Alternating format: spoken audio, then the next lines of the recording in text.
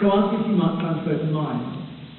And he claimed that when he asked why, she replied, well, he's not very good, but I'm used to him.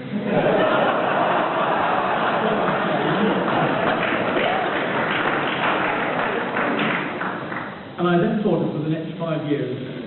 Thank you, Karen. Even today, when I'm no longer teaching, I feel it be a worthwhile time. Only a few days ago, I was walking to my doctor's to collect a prescription when I came across a form of 13-year-old in pairs studying traffic flow, movement of pedestrians and that sort of thing. Dorothy, you see. Two girls explained patiently to me what we were doing, and I said, well, I'm a pedestrian. One of them said, no, sir, you were a pedestrian. Now you're merely a statistic.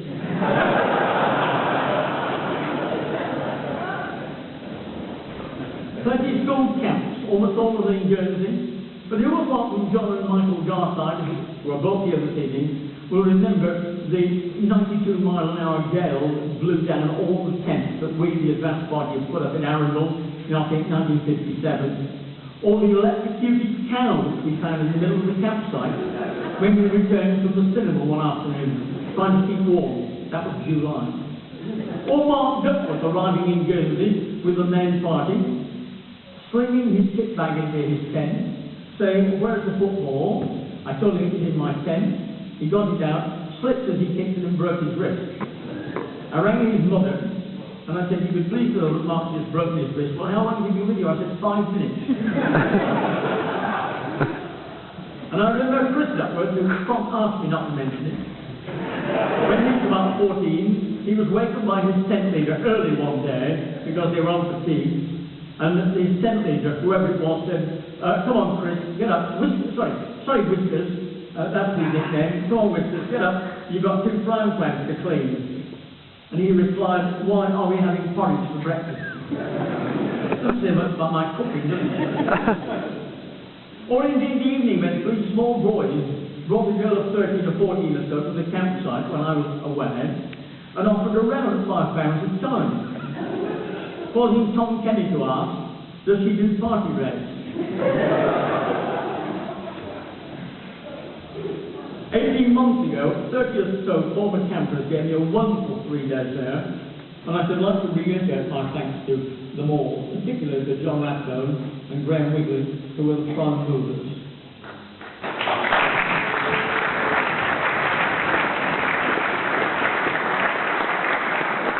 So James school trips to Paris. The last 6 consisting entirely of girls, and if they pushed the boys out, you know what they're like. 2 incidents I find hard to forget. 12-year-old Babylon girl, Charlotte Fox, gazed at the tomb of the unknown soldier of the Arc de Triomphe.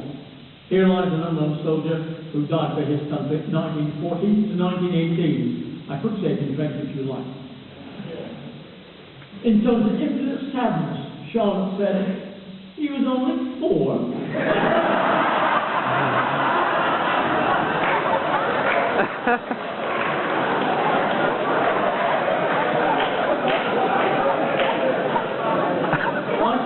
In the drummer boy and then shot him by mistake.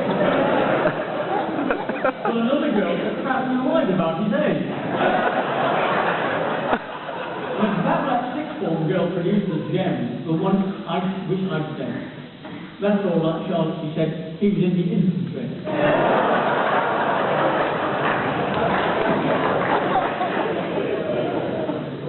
And I quote from a magazine written after the Easter trip of, I think it was 1990, written by Sean Quinn, now Dr. Shaw Montgomery, who I think is with us this evening. And I'll quote just a little from the magazine. Again, not to my credit. After so many years of travelling on the Metro, JDB must have become complacent, as on our first full day in the capital, he boarded the train with the rest of us, but failed to get off at the right stop. He was recovered sometime later from the lost property office.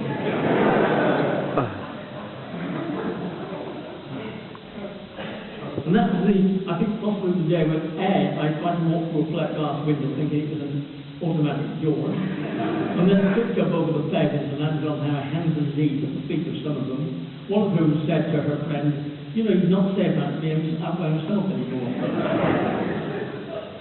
It was in Paris that I received an injury. I could pass over the two teeth knocked out by Richard Sturmer many years ago in a rugby practice, and the cracked rib inflicted on by Ian Peters. One morning, the 16-year-old Jane Fricker appeared at breakfast wearing a rather tight-fitting jumper, which on its left side bore the words, "I'm huggable." Richard Atkins, who was sitting next to me, leaned across and asked earnestly, "What do you call the other one?"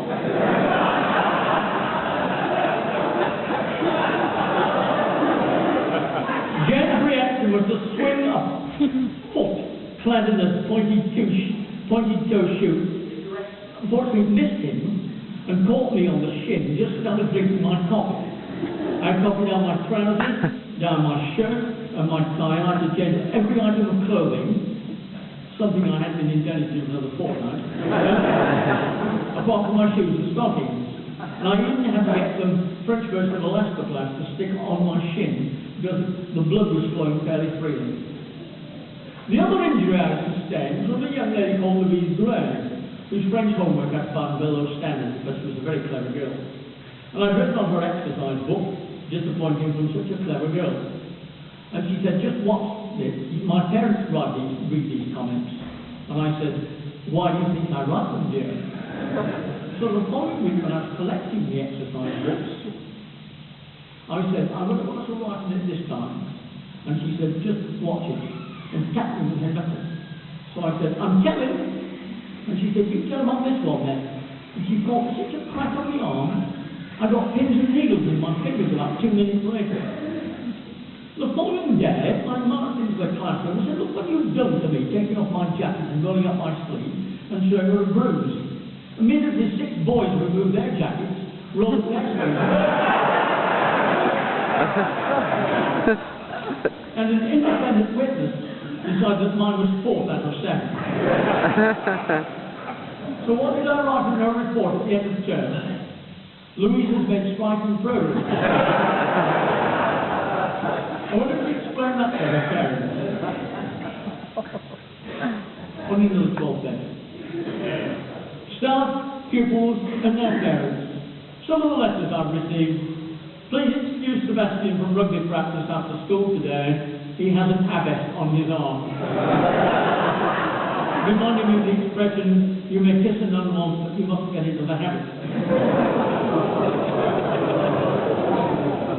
David unconsciously came home early at lunchtime.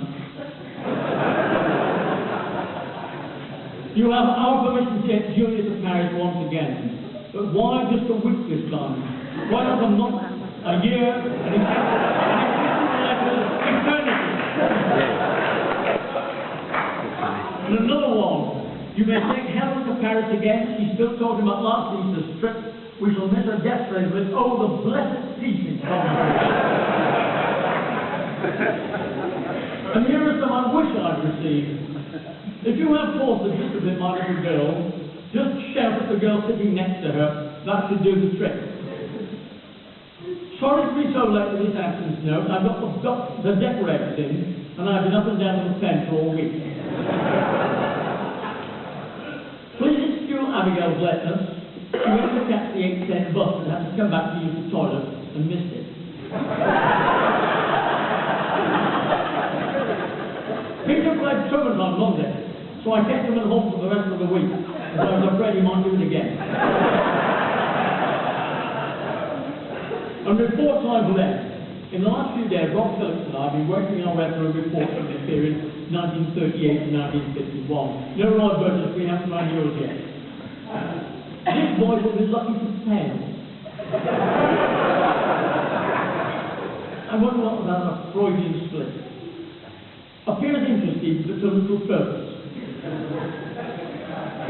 Could be outstandingly good, Brookville wrote, when a boy scored 20% in his end-of-year French exam. Good, but too frisky, from David Rowland. On one news report I read, "French, utterly lazy. History, a total waster." These and other comments were summed up by his foremaster with the words, "Much improved this term, and is now decided."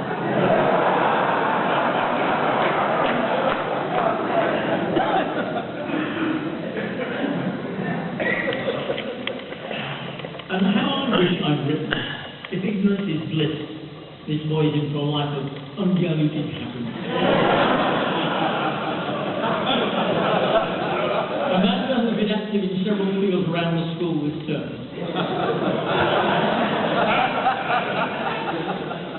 Abdul is of a sunnier disposition now that his falcons have arrived.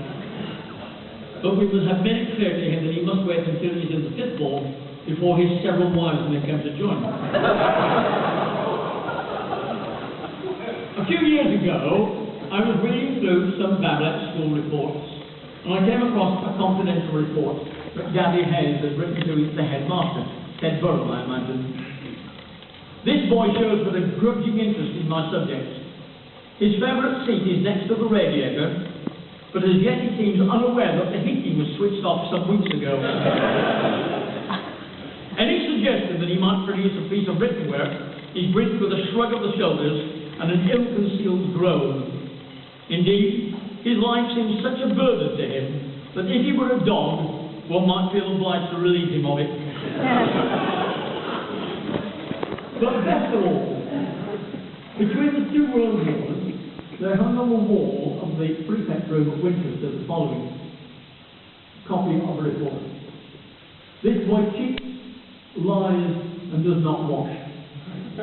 But he has succeeded in seducing the under-matron, the gardener's wife, and the captain of the school boxing team, would not have mattered so much had not all 3 of these bizarre manifestations occurred within the space of 1 week.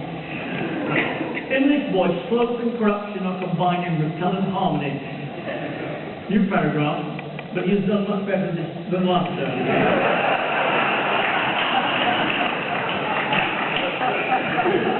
It's been a great time so far, and I must have a wonderful experience meeting you all here and talking to as many as I could. And I'd like to finish with part of a poem written by Philip Larkin in 1940.